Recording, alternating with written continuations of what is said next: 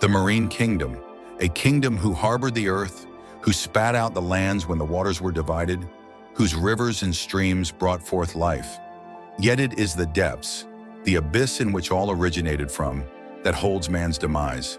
Sinister dregs sunk when the earth was baptized. The pit became their grave. However, not all perished. Those who swam did not sink. They endured and seek revenge.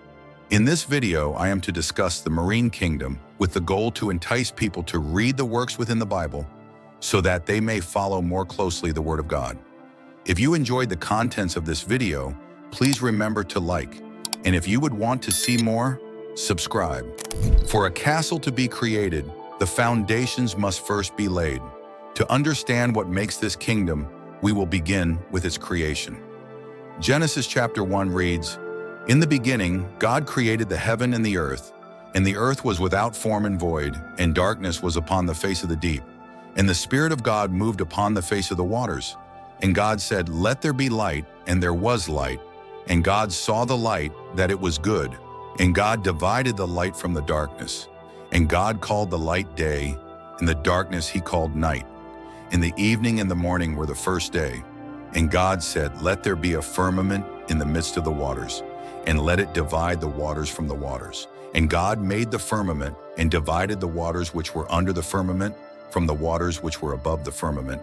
And it was so. And God called the firmament heaven, and the evening and the morning were the second day.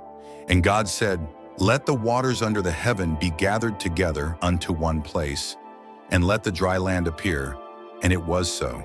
Verses 1 to 9 introduce us to the spiritual and physical worlds that God created. For the physical, it was before land that there were seas. Therefore the depths have been rooted in the earth before she took her form. Due to the absence of light, it did not make the dark evil. With every step of the Lord's creation, he saw that it was good. As what is good without God? The prince who calls the dark home was yet to don the obsidian crown and fall from grace. It took 6 days for the Lord to make heaven and all the earth. On the 6th day, he created man in his image, in his likeness. It was during this time that the one who held the high note fell low, and whose mouth became the gutter. Satan spoke blasphemy against the Most High and sought after his throne. For his rebellion he was cast like lightning from the heavens and struck the earth, inheriting it. In the garden he took the form of a serpent and chose to exploit the weakest link in the chain. Like a coil he sprang, his twisted words reaching the ears of Eve. She hearkened to his half-truths and took a bite of the forbidden fruit. Adam followed suit, and the serpent's sin spread to man. Then the Lord said, Because thou hast done this, thou art cursed above all cattle, and above every beast of the field. Upon thy belly shalt thou go, and dust shalt thou eat all the days of thy life. And I will put enmity between thee and the woman, and between thy seed and her seed. It shall bruise thy head, and thou shalt bruise his heel. The prophecy of the serpent and the seed would not be fulfilled until Christ was on the cross. Christ was the perfect human, sinless in all his ways. But it was not only his conception that made him pure, it was his bloodline. It is within the following chapters of Genesis that we understand the meaning of pure and how close the fallen had come to fulfilling their mission. Chapter 6 reads, "And it came to pass, when men began to multiply on the face of the earth, and daughters were born unto them, that the sons of God saw the daughters of men, that they were fair, and they took them wives of all which they chose. And the Lord said, My spirit shall not always strive with man, for that he also is flesh, yet his days shall be 120 years. There were Nephilim in the earth in those days. And also after that, when the sons of God came in unto the daughters of men, and they bare children to them, the same became mighty men which were of old, men of renown. And God saw that the wickedness of man was great in the earth, and that every imagination of the thoughts of his heart was only evil continually. And it repented the Lord that he had made man on the earth, and it grieved him at his heart. And the Lord said, I will destroy man whom I have created from the face of the earth, both man and beast and the creeping thing, and the fowls of the air, for it repenteth me that I have made them. But Noah found grace in the eyes of the Lord. These are the generations of Noah. Noah was a just man and perfect in his generations. and Noah walked with God. The mentioned sons of God are fallen angels. Within the Book of Enoch, the fallen are named, and so are their exploits. Enoch was the great-grandfather of Noah. Within the Bible, he did not perish on the earth. Instead, he was taken by God at the age of 365. The history of the Book of Enoch and the contents therein I have covered within my previous videos. In those, I discuss why the flood was necessary, as all flesh had become corrupted beyond repair. Quote, "The importance of how Noah was perfect and what made him perfect is revealed when reviewing the Hebrew text. In verse 9, we read that Noah was righteous and blameless. This word translated as blameless is the Hebrew word tamim. It means without blemish, sound, healthful, without spot, unimpaired. It describes a lack of physical blemish. The use of the word suggests that Noah did not have the same genetic difference that the majority of the population of the earth had. Noah had no tarnished genetic changes brought about by the fallen angels' invasion or incursion into the human species." End quote. This corruption began with heavenly seed intermingling with earthly bodies. Genesis 6 verse 4 is where we read the word Nephilim. This word not only applies to the giant offspring between the sons of God and daughters of men, but also it has come to mean the disembodied spirits that once held the breath of life and subsequently perished in the flood. The Nephilim defiled all flesh. Everything that walked, crawled, flew, and swam fell under their diabolical hands. Enoch chapter 7 reads, "And they began to sin against birds and beasts and reptiles and fish, and to devour one another's flesh and drink the blood." During the time of the flood, we see that the Lord mentions all that will die except those of the sea. This means that not only did the sinful sink to the depths, but those that were defiled by the fallen remain there, untouched and unpunished. Since the time of the antediluvian period, man has done little other than scratch the surface of what lies beneath. It is reported that over 80% of our ocean remains unexplored, and that we know more of space than our own marine kingdom. The deepest depths of the ocean are known as the Huddle Zone, this taking its name after the Greek god of the underworld, Hades. Hades being the brother to Poseidon, the Greek god of the sea. It is no coincidence that the gods of the old world, who many believe to be the giants, called the Nephilim of the antediluvian period, are who share their names with the world's most unknown regions. They, like their namesake, are a relic whose origins turned into myths. Those myths transformed into new deities. The biblical flood made a mark on man's memory, and the water that brought forth death became represented in numerous ways. A few examples are the Canaanite god, Yam. They were the god of the sea, representing its violent nature. Like the Greeks, this god of the sea had a brother similar to Hades, in that this brother, named Mot, was the god of death.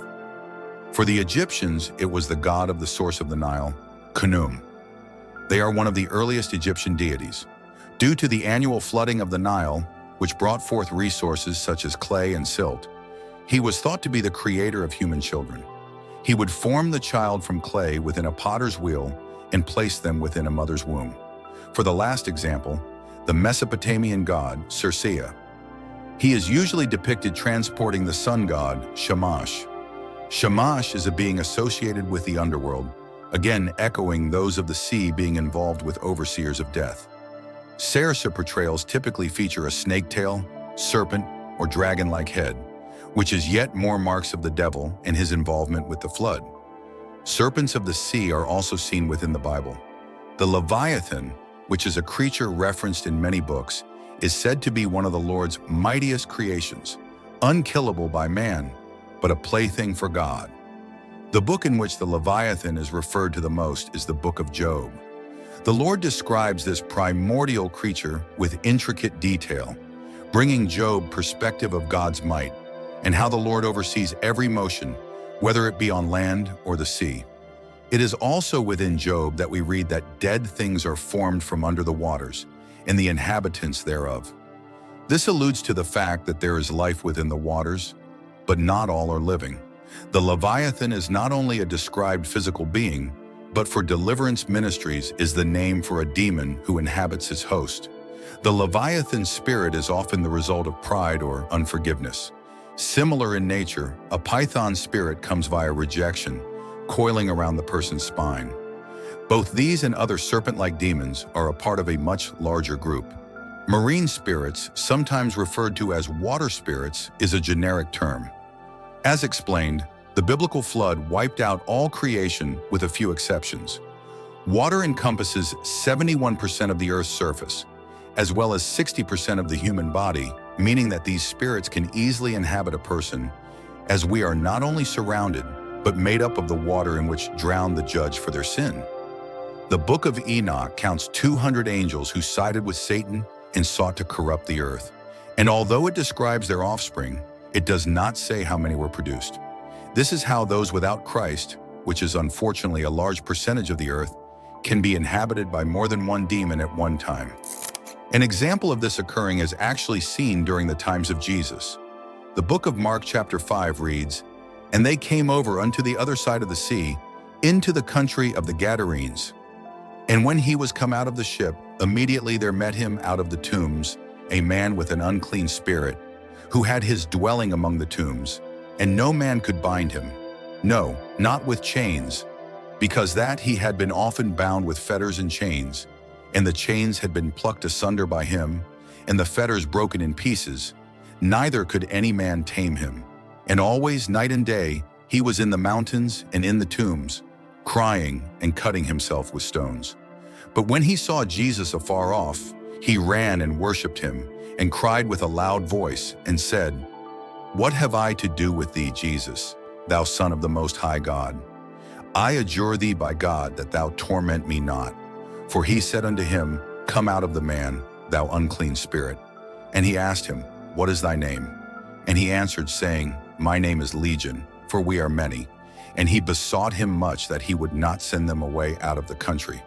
Now there was there nigh unto the mountains a great herd of swine feeding. And all the devils besought him, saying, Send us into the swine, that we may enter into them. And forthwith Jesus gave them leave. And the unclean spirits went out and entered into the swine. And the herd ran violently down a steep place into the sea. They were about 2,000 and were choked in the sea. These verses reveal many things. Jesus had traveled into the country via a ship. It is here by the sea, that is, by the marine kingdom, in which he meets a man who is ravaged by a legion of demons. The demons instantly recognize Jesus as he is the Son of God, and they know their judgment will come. However, they do not know when. The devil knows the word, but he does not know the end. As it was not the day of judgment, Jesus cast the spirits into a herd of swine, and they ran feverishly into the sea.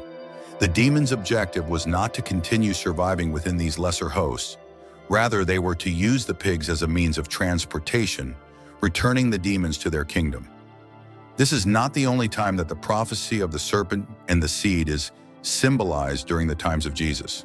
The book of Matthew chapter 14 reads, And straightway Jesus constrained his disciples to get into a ship, and to go before him unto the other side, while he sent the multitudes away. And when he had sent the multitudes away, he went up into a mountain apart to pray, and when the evening was come, he was there alone. But the ship was now in the midst of the sea, tossed with waves, for the wind was contrary. And in the fourth watch of the night, Jesus went unto them, walking on the sea. And when the disciples saw him walking on the sea, they were troubled, saying, It is a spirit. And they cried out for fear. But straightway Jesus spake unto them, saying, Be of good cheer, it is I, be not afraid. As I stated in the beginning, when the Lord made heaven and earth, the earth was without form. Light had yet to come into existence, and yet the dark was good. Jesus goes out into the sea at night. It is said that the light will always overcome the dark. Jesus is the light of the Lord. He is the Word made flesh. Him walking upon this deep abyss is parallel to the time of creation, when his spirit hovered over the waters. Now he walks upon its face, his heel crushing the serpentine waves and those that dwell within. He is a conqueror of the dark, of the deep, of the fallen things that sank to the bottom that await judgment. In conclusion, those of the marine kingdom came into existence outside of God's will. They cannot go to heaven, neither can they go to hell. Their plane is the earth, and the waters are their home. They are the river from which flows sinister intentions. They twist and turn, awaiting for the opportunity to be invited. Through sin, the door is opened, and like a tide, they flood your temple. Only through him will legions flee, darkness hide, and devils cower. He is the way, the truth, and the life. Only through him can you be saved. As mentioned in the beginning of this video, the aim is to get you interested in the works of the Bible. If your interest has been piqued, then please read the original text yourself. If you have additional commentary on the marine kingdom and the events discussed within this video, then please leave a comment. I look forward to reading them. If you enjoyed, please remember to like and subscribe, as it helps the channel immensely. God bless and goodbye.